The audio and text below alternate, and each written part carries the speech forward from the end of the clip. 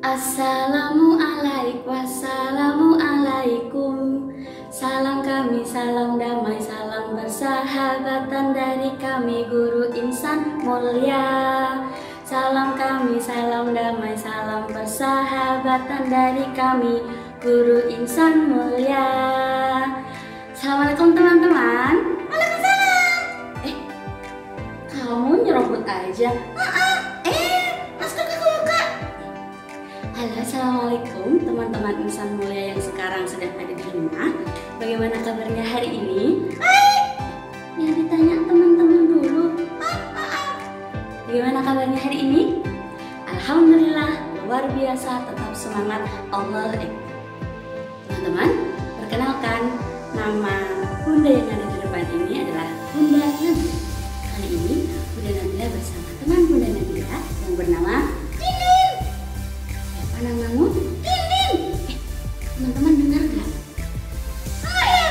Enggak, kamu pakai masker sih. Kenapa pakai masker? Aku takut. Takut? Takut apa? Takut coro. Kok coro? Bukan coro ya teman-teman ya. Apa namanya? Corona, betul. Tapi Din, kan kita sekarang ada di dalam ruangan, tidak banyak orang, jadi maskernya dilepas ya. Oke. Lepas maskernya ya. Astagfirullahaladzim, jangan teriak-teriak. Bismillahirrahmanirrahim. Kenapa menguap? Lega. Kok lega? Rasa bukan. Rasa bukan. Kalau nggak bisa bernapas nanti masuk rumah sakit kamu. Iya ya. Perempuan nggak boleh tertawa seperti itu ya teman-teman ya. Din, sekarang sebelum kita lanjut, teman-teman coba lihat si Dindin udah kelihatan cantik atau belum? Udah dong. Sudah. Kayak siapa? Lisa Blackpink. Lisa Blackpink. Lihat, sudah menutup aurat belum dindingnya? Belum. Kalau belum menutup aurat, cantik nggak?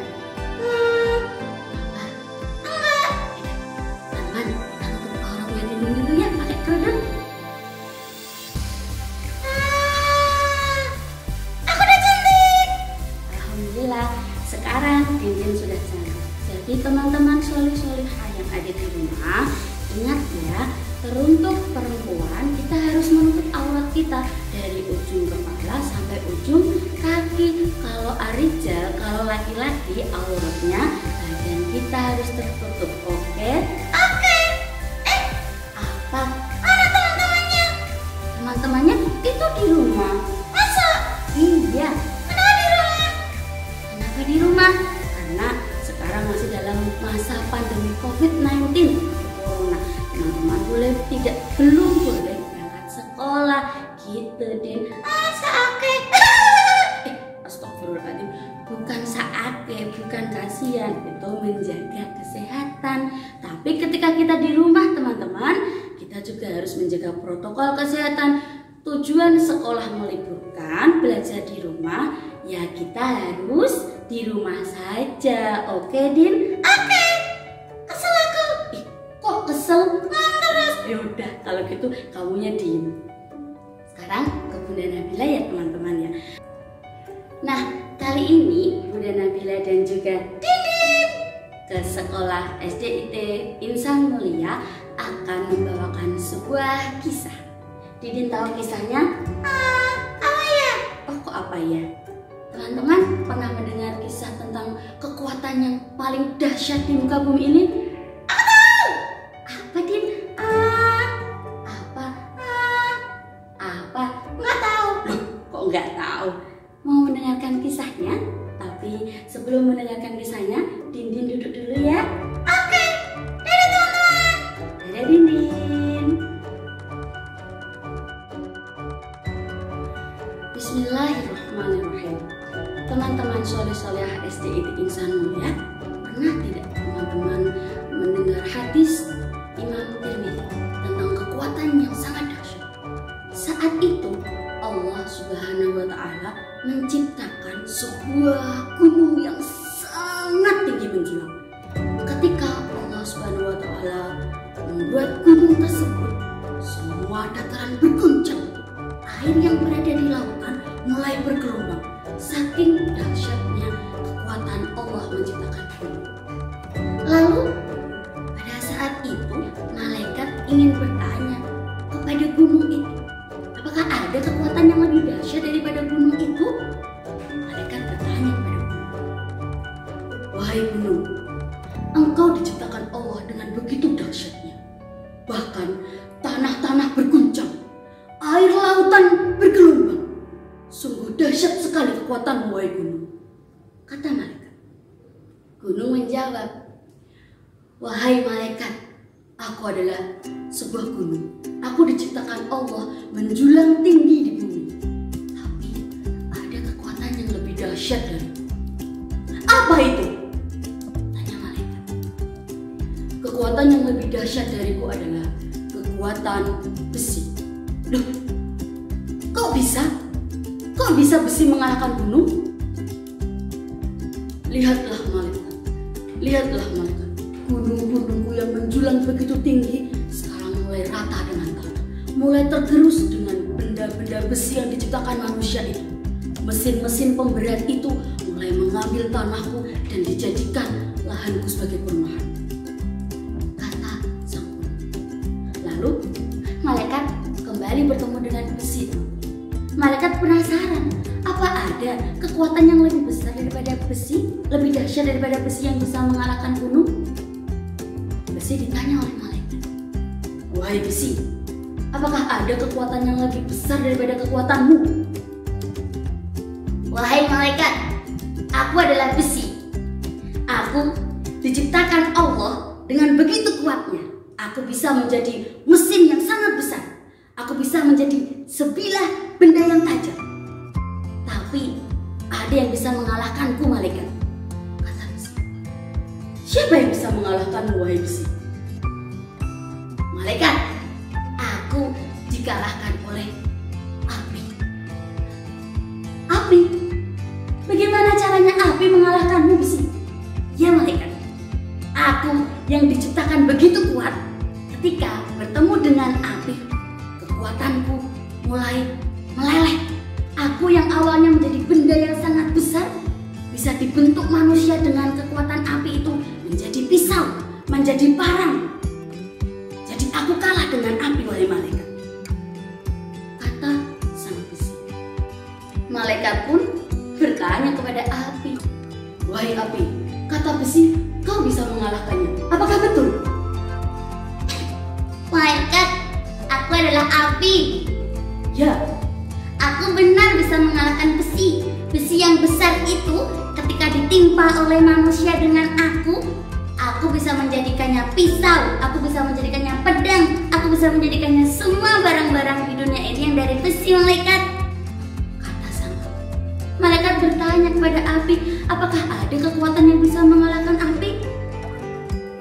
Apa ya malaikat ya? Apa yang bisa mengalahkanku ya? Teman-teman tahu apa yang bisa mengalahkan api? Apa? Betul malaikat. Aku api. Api bisa dikalahkan oleh kekuatan air, malaikat. Kalau aku begitu besar, apinya begitu besar, tiba-tiba ada air yang menyerangku, maka aku akan menjadi mati, malaikat. Ternyata setelah kekuatan gunung, kekuatan besi, kekuatan api, ada yang bisa mengalahkannya lagi. Kekuatan air. Malaikat bertanya lagi kepada air, apakah air ada yang bisa mengalahkannya? Wahai malaikat, aku adalah kekuatan air. Benar sekali, aku bisa mengalahkan api yang berkobar begitu besar. Ketika kekuatanku diberikan kepada api, maka api itu akan mati, malaikat. Tapi malaikat, ada kekuatan yang lebih dahsyat daripada aku juga, kata si air. Apa itu air? Kekuatan yang bisa mengalahkanku adalah angin. Jika tidak ada angin, maka aku tidak akan bisa turun ke bumi, malaikat, kata si air.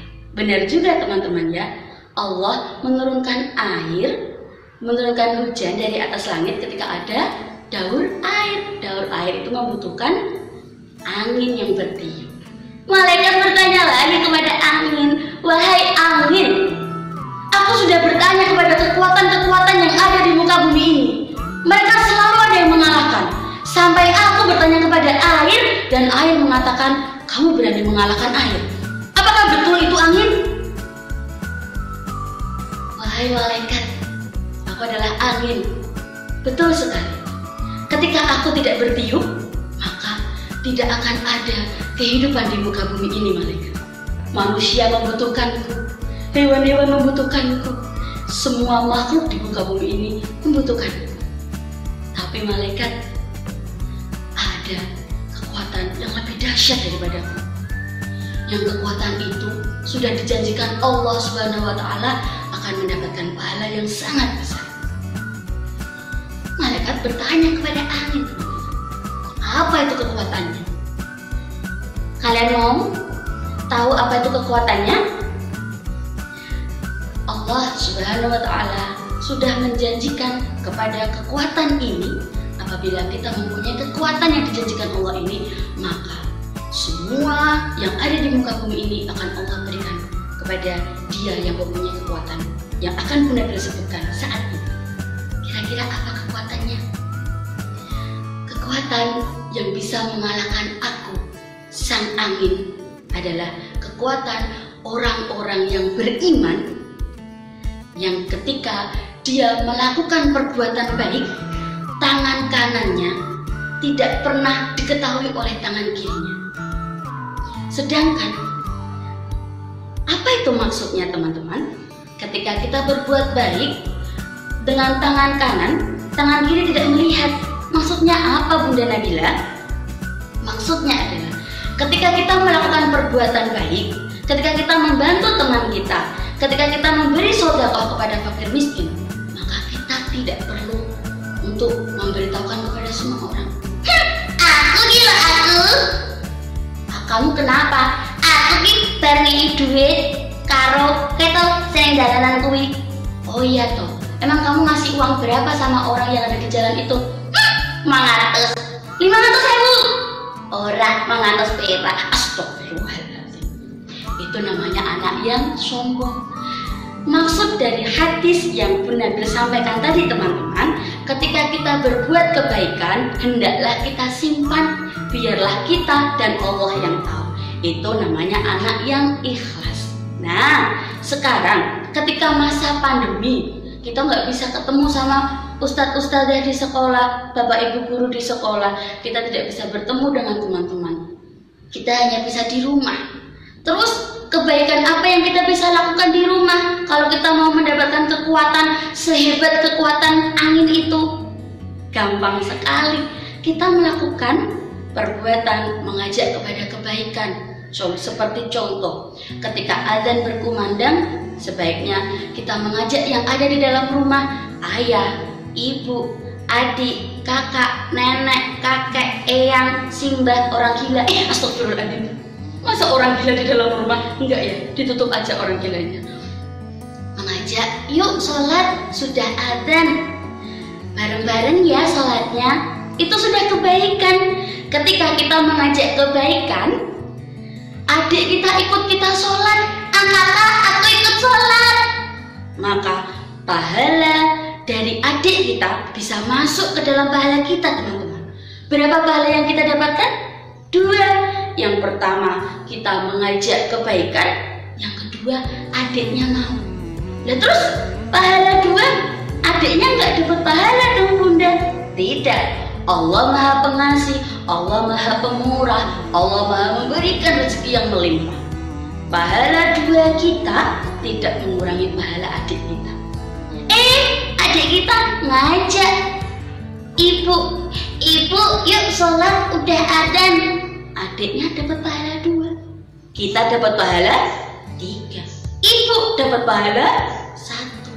Ibu ngajak lagi, ngajak kebaikan lagi, seterusnya. Maka pahala kita akan bertambah tanpa mengurangi pahala dari orang-orang yang kita ajak berbuat kebaikan. Enak apa? Enak banget. Enak banget, tapi ada syaratnya. Untuk mendapatkan pahala yang sangat banyak, kita harus memperbaiki kalau misalkan selama pandemi ini ya kalian di rumah, kan aku nggak boleh main kemana-mana sama Pak Guru sama Bu Guru, harus di rumah. Belajarnya juga dari HP. Kalau gitu aku mainan HP aja ah. Dari pagi sudah main HP, siang main HP, sore main HP, malam main HP, tengah malam lupa sholat. Na'udzubillah min dzalik. Itu merupakan anak yang rugi secara waktu, rugi secara ilmu, dan rugi secara bahan. Teman-teman mau menjadi anak yang rugi? Na'udzubillah min dzalik ya. Jangan sampai kita merugi. Allah memberikan pandemi kita saat ini untuk memberikan pelajaran kepada kita, untuk memberikan hikmah kepada kita. Di rumah menjadi anak yang solihah, di rumah menjadi anak yang rajin, berbakti kepada orang tua, ya kan? Dan jangan lupa selalu mendoakan Bapak Ibu Guru, Ustadz Ustadzah yang sedang mengajar kalian via daring. Begitu cerita dari Bu Nabil. Seru nggak ceritanya hari ini? Semoga teman-teman semua terhibur ya.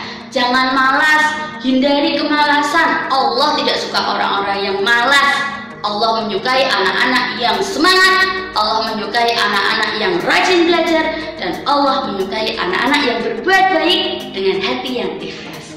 Semoga kita semua bisa menjadi anak soleh-solehah. Dan kita berdoa teman-teman, semoga pandemi segera berakhir. Udah kangen nih masuk sekolah, udah kangen ketemu sama Ustadz Ustadzah siapa aja? Komen di bawah ini ya. Kangen sama Ustadz siapa? Komen. Sama Ustadzah siapa? Komen. Atau kangen sama aku? Boleh juga di komen. Ih, pede boros. Maaf ya. Oke, begitu kisah yang bisa disampaikan Bunda Nabila. Mohon maaf apabila dalam penyampaian ada tutur kata Bunda yang kurang berkenan. Semoga bermanfaat. Sampai jumpa di lain kesempatan. Assalamualaikum warahmatullahi wabarakatuh. Nah anak-anak, bagaimana dongeng dari Bunda Nabila tadi? Menarik kan? Yuk kita kenal lebih dalam lagi dengan Bunda Nabila dan juga Didin. Kita panggil bersama-sama ya. Bunda Nabila dan Didin. Waalaikumsalam warahmatullahi wabarakatuh. Didin, kita harus jaga jarak ya. Tahu nggak kenapa kita harus jaga jarak, Didin?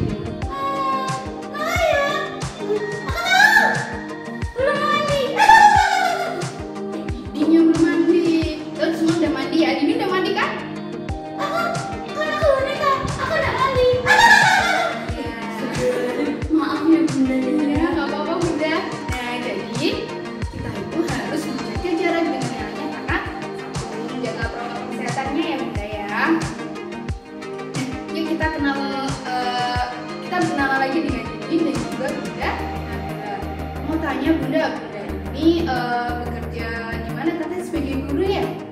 Iya. Jadi mau jawab? Kok nggak mau ya? Saya jawab dulu ya. Alhamdulillah, saya sebagai guru di salah satu SD swasta, SDIT Bina Amal Semarang. Bunda sudah sejak kapan ini bisa dongeng? Kan tadi bagus sekali itu. Jadi dulu sebelum mengajar SD, Bunda itu mengajar di salah satu TK selama 7 tahun. Jadi sebelum mengajar SD ke TK dulu. Nah, ketika TK itu kan anak-anak paling seneng tuh kalau diceritain gitu ya. Mau pokoknya aku nggak mau sekolah, aku nggak diceritain kan gitu anak-anak TK. Dan di situ karena bisa karena tugas. Jadi awalnya juga dulu aku cerita, anak-anak tuh bilang, Bunda Nabila nggak usah ceritanya jelek. Dulu dia bilang seperti itu. Nah, karena dibilang jelek itu nggak putus asa Bunda Nabila. Karena dibilang jelek, hanya semangat terus, ditunggu terus kemampuannya dan alhamdulillah bisa menjadi seperti yang dia inginkan. Kita contoh ya anak-anak ya. Bunda Nabila tidak pantang menyerah, jadi terus berlatih terus. Dan sekarang hasilnya luar biasa Bunda dalam dongeng. Aku yang harus berterima kasih. Oh iya tahu. Dia mau tanya bagaimana sih tipsnya agar mendongeng itu suaranya kita bisa berganti-ganti seperti itu. Bagaimana Bunda?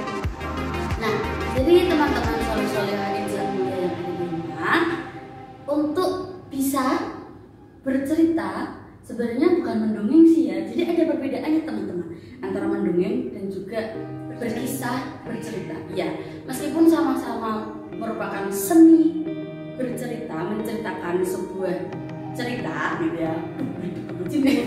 Maaf ya teman-teman ya. Jadi ada dua tuh, mendongeng dan juga berkisah. Kalau mendongeng itu lebih ke fiksi. Fiksi itu tidak nyata. Kalau berkisah seperti yang Bunda sampaikan tadi, berkisah tentang hadis atau mungkin berkisah tentang siroh-siroh Nabi, itu namanya berkisah nyata gitu. Emang mau dibohongin?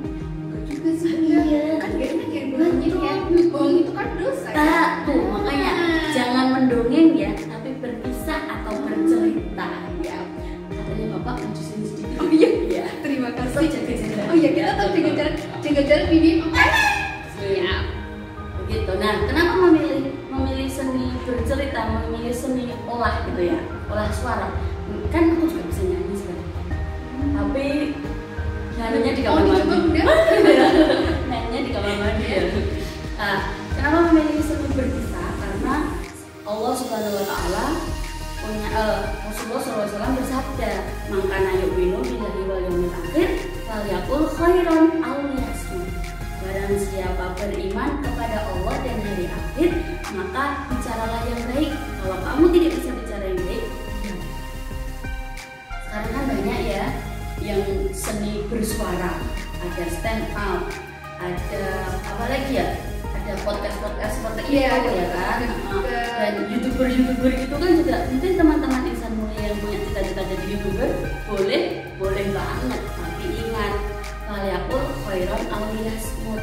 Boleh mendalami, boleh mempunyai cita-cita bisa public speaking, bicara di depan orang banyak, tapi apa yang kita bicarakan harus bisa kita pertanggungjawabkan. Seperti itu. Begitu juga dengan Bunda Nabila, kenapa memilih berkisah? Seperti kisah yang sudah disampaikan Bunda tadi.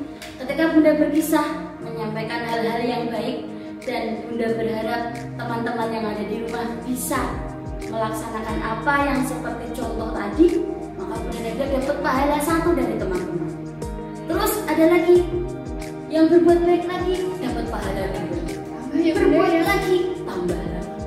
Mudah ya Bunda ya untuk mendapatkan pahala. Betul sekali. Allah itu memudahkan kita dalam mendapatkan kebaikan. Tergantung kita milihnya, milih yang baik atau milih yang buruk.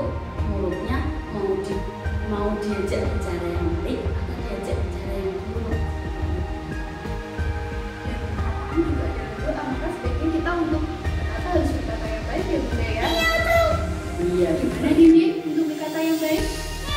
Kita lakukan.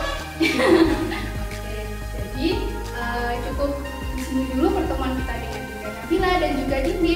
Jadi mungkin lain kali kita bisa bertemu lagi ya Bunda ya. Ya Dini mau ketemu lagi? Ada. Ya namanya. Coba sapa dulu teman-teman pencinta insan mulia. Kita beri semangat ya untuk tetap semangat belajar di rumah dan juga jangan lupa untuk menjaga protokol kesehatan di rumah. Apa aja sih protokol kesehatannya? Bunda? 1. Memakai masker seperti ini waktu tadi. Nah, yang kedua kita harus jaga jarak. Nah, apalagi nih Din? Cuci tangan. Betul, cuci tangan dengan air dan juga sabun. Betul, dengan air yang mengalir ya. Dan bisa kalau kemana-mana mungkin bisa juga menggunakan hand sanitizer. Nah, kalau tidak ada air untuk langsung cuci tangan seperti itu ya. Nah, sebelum kita berpisah dengan Bunda Nabila dan juga Dindin, mungkin dari Bunda dan Dindin ada yang mau disampaikan? Oh iya, teman-teman, jangan pantang menyerah untuk meraih cita-cita. Mau jadi apapun kalian, mau jadi penggiat seni, mau jadi dokter, mau jadi polisi, yang pasti ketika kita meraih cita-cita kita harus menjadi orang yang bermanfaat untuk semuanya. Betul sekali. Jadi anak-anak, jika ada yang ingin menjadi seperti Bunda Nabila, dapat berkisah ya Bunda tadi ya, berkisah yang baik, bisa berlatih di rumah. Nah, nanti di Insan kalian bisa untuk menunjukkan bakatnya anak-anak ya. Jadi kita ada Insan Talent Bunda. Wow. Jadi kita beri semangat, mungkin bisa untuk memberi semangat anak-anak untuk tetap semangat. Oke, teman-teman yang mau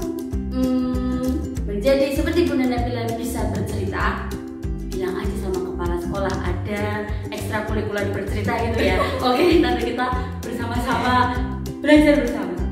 Oke teman-teman, Bunda punya YouTube channel namanya Kak Nabila Berkisah. Selamat ya. Kak Nabila Berkisah. Jangan lupa like, comment, subscribe, share. Semoga bermanfaat. Sampai jumpa.